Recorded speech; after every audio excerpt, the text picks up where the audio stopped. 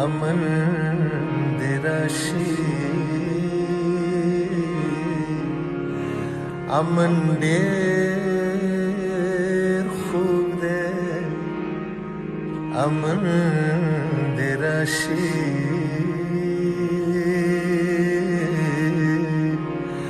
امن ډېر خوږ دی له ترخ جنګه بلا ستړی یم مړ شي د ژوند له لارې ډډه وکړه جنګه زموږ له کلي کډه وکړه جنګه زموږ له کلي کډه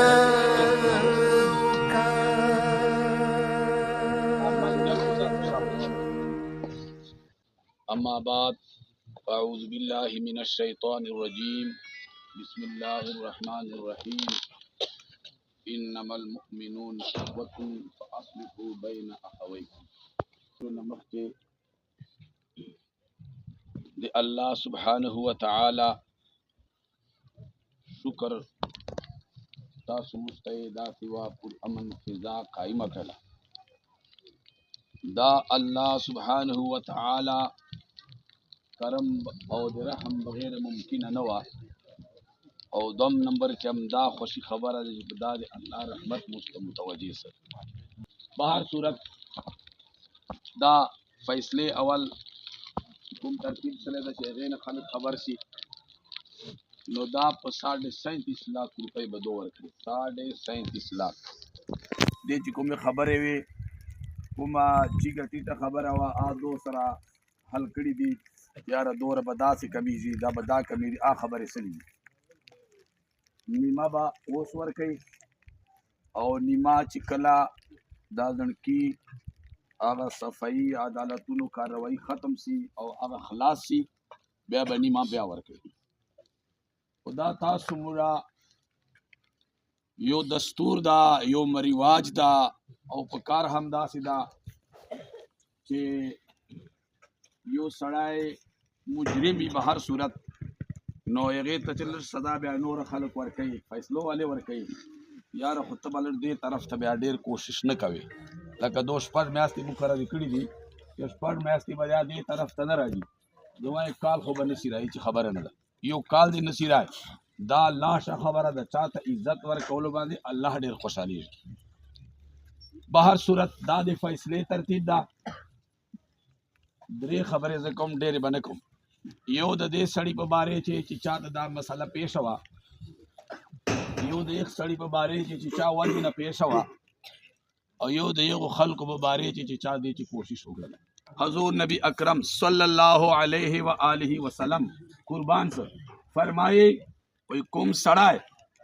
چې د تیوا کیسه پیښ ده اوس غوسه اوس خامخا غوسه راځي وای کدغ سړی سره دی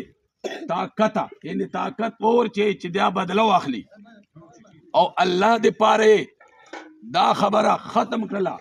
نه واخستله قیامت چې کله راشي قیامت الله بدا سړی رو بولی الی راشا اے دې ما هغه بندا چې تا دې ما بندا تا سره زیاتوب سلاو تا سره طاقت و چې بدله دې اخسته وا اے دې ما بندا راشا اوس هغه بدلې چې دما هورو چې کومه هورو تا خوښه د آت واخله نو دې لپاره معافي کول درگذر کول د خلکو هغه زیاتوب برداشت کول هغه معاف کول یقین سره زوایا زړه سره ته چوک معاف کا هغه چې بیا چیرې تا په باره چې غلطه خبره رسیدا یو پړه چې چیرې د تا نقصان سوچ نو کی یو اب تا په باره چې هیڅ چیرې چې کوم دا غلطه فیصله نو کی او ته زړه سره معاف کا او الله پاک فرمای چې زه دومره غیرتی چې ته یو سره معاف کیا به تا معاف کړ دوستان وجدان بابا خبردار او دنیا چې قرآن ته چور شیونو ذکر راغله ده یو ټول وجود به پیښیږي لکه مثال شو الله فرمایي غلا به نه کو غلا به کېږي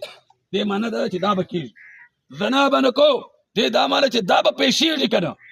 قتل به نه کو معنی دا ده چې دا به پیښېږي چورو شیانو ذکر ده یعنې دو وجود به یې که نه خو الله پاک سبحانه وتعالی دا دستور ده دا د قانون ده چې څوک چور جرم وکړي چور ظلم وکړي کله الله ته غاړه چیږدي الله سبحانه وتعالی هغې ته فوراً معافي کوي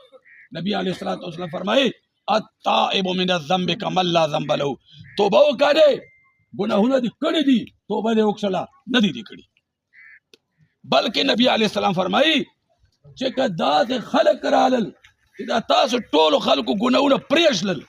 او که 100% روغستلو دا خلک به خدای درې کې نور به پیدا کوي چې ګناه کوي خو توبه کوي الله ته توبه مزه ورکوي الله ته عاجزي مزه ورکوي الله ته انکساري مزه ورکوي د امت فکر که چا وکړلی